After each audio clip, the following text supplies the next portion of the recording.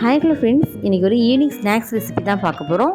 உருளைக்கிழங்கு வச்சு செய்யக்கூடிய இந்த உருளைக்கிழங்கு போண்டா தான் எப்படி செய்யுதுன்னு பார்க்க போகிறோம். இது ரொம்பவே டேஸ்ட்டாக இருக்கும். ஈவினிங் டைத்தில் ரொம்ப குயிக்காக ரெடி பண்ணிடலாம். வாங்க எப்படி செய்யுதுன்னு பார்க்கலாம். உருளைக்கிழங்கு போண்டா செய்கிறதுக்கு ஃபஸ்ட்டு பேட்டர் ரெடி பண்ணிடலாம். டிப் பண்ணி எடுக்கிறதுக்கு பேட்டர் ரெடி பண்ணிடலாம். 1 கப் அளவுக்கு நான் கடலை மாவு சேர்த்துருக்கேன். நீங்கள் எந்த கப்பில் ஒரு எடுத்திங்களோ அதே கப்பில் ஒரு 1/2 கப் அளவுக்கு அரிசி மாவு சேர்த்துக்கிறேன். இது கூடவே ஒரு 1/4 டீஸ்பூன் அளவுக்கு ஜீரகம், கொஞ்சமாக உங்கள் டேஸ்ட்டுக்கு ஏற்ற மாதிரி உப்பு சேர்த்துக்கோங்க, கொஞ்சமாக பெருங்காயத்தூள், அப்புறம் 1/4 டீஸ்பூன் அளவுக்கு மஞ்சள் தூள் சேர்த்துக்கிறேன், 1 டேபிள் ஸ்பூன் அளவுக்கு மிளகாத்தூள் சேர்த்துக்கிறேன். இப்போ சேர்த்து கொஞ்சமாக ஒரு 1/2 டேபிள் ஸ்பூன் அளவுக்கு கரம் மசாலா சேர்த்துக்கிறேன். இப்போ எல்லாத்தையுமே ஒன்று போல் நல்லா மிக்ஸ் பண்ணி விட்டுக்கலாம். நெக்ஸ்ட் டே பார்த்தீங்கன்னா கொஞ்சம் கொஞ்சமாக வாட்டர் ஆட் பண்ணி மிக்ஸ் பண்ணி விட்டுக்கோங்க. இதோட கன்சிஸ்டன்சி எப்படி இருக்குன்னு பார்த்தீங்கன்னா, நார்மலாக நம்ம வந்து பஜ்ஜிக்கெலாம் மாவு ரெடி பண்ணுவோம்ல, பஜ்ஜி டிப் பண்ணி போடுற மாதிரி அந்தளவுக்கு இருந்தால் கரெக்டாக இருக்கும். எக்ஸாக்டாக மாவு இந்த கன்சிஸ்டன்சி தான் இருக்கணும். இது ஒரு பக்கம் இருக்கட்டும். நெக்ஸ்ட் டே பார்த்திங்கன்னா இந்த உருளைக்கிழங்கு போண்டாவுக்கு தேவையான ஸ்டஃபிங்க்கு வந்து ரெடி பண்ணிக்கலாம். கொஞ்சமாக ஆயில் விட்டுட்டு ஆயில் நல்லா ஹீட் ஆனதுக்கப்புறமா கொஞ்சமாக கடுகு சேர்த்துக்கலாம். கடுகு நல்லா பொரிஞ்சு வந்ததுக்கப்புறமா கொஞ்சமாக ஜீரகம் சேர்த்துக்கிறேன். கடுகு ஜீரகம் ரெண்டுமே நல்லா பொரிஞ்சு வந்ததுக்கப்புறமா இதே போல் வெங்காயம், இஞ்சி, பூண்டு, பச்சை மிளகாய் எல்லாத்தையுமே வந்து குட்டி குட்டியாக கட் பண்ணிட்டு சேர்த்துக்கிறேன். இது எல்லாத்தையுமே வந்து அந்த ஆயில் நல்லா வந்து வதங்கட்டும்.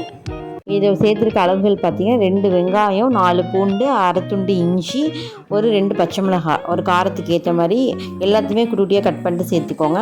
இது கூடவே கொஞ்சமாக அவங்க தேவைக்கு ஏற்ற மாதிரி உப்பு சேர்த்துட்டு ஒரு 1/4 டீஸ்பூன் அளவுக்கு மஞ்சளும் சேர்த்துக்கிறேன். எல்லாத்தையுமே வந்து ஒன்று போல் நல்லா வதங்கட்டும். நெக்ஸ்ட் டே பார்த்திங்கன்னா ஸ்பைசஸ்லாம் ஆட் பண்ணிடலாம்.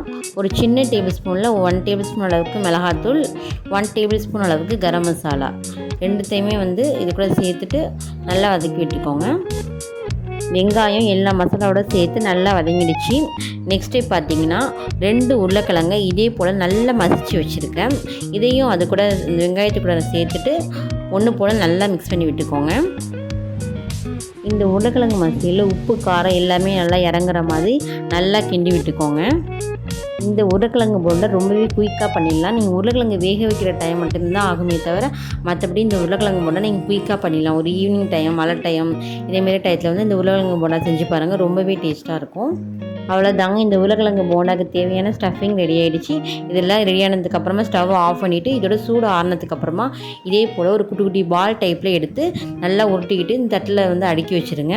அப்போ தான் இந்த போண்டா டக்கு டக்குன்னு நீங்கள் எண்ணெயில் போடுறதுக்கு ஈஸியாக வரும். இதே போல் எல்லா உருளைக்கிழங்கு மசாலாவையும் குட்டி பால் டைப்பில் உருட்டி எடுத்து வச்சுருக்கேன். நம்மளோட பேட்டர் ரெடியாக இருக்குது. எண்ணெயும் நல்லா வந்து ஹீட் ஆகிட்டுருக்கு. இப்போ வந்து ஒன்று ஒன்றா நம்ம எண்ணெயில் போட ஆரம்பிச்சிடலாம்.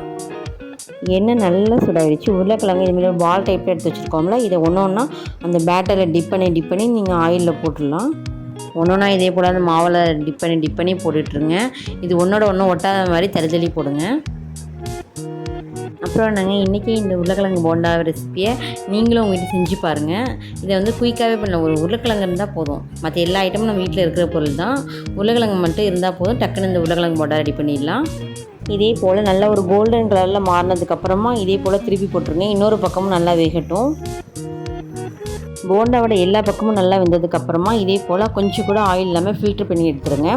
அவ்வளோதாங்க, ரொம்பவே குயிக்காக, ரொம்ப டேஸ்ட்டாக, ரொம்பவே ஈஸியான ஒரு ஈவினிங் ஸ்நாக்ஸ் ரெசிபி உருளைக்கிழங்கு போண்டா நம்ம வீட்டிலே ரெடி பண்ணிட்டோம். ஒரு வீட்டில் வந்து உருளைக்கிழங்கு இருந்தால் போதும், இந்த ரெசிபி ரொம்பவே குயிக்காக ரெடி பண்ணிடலாம். ஓகே, தேங்க்ஸ் ஃபார் வாட்சிங்.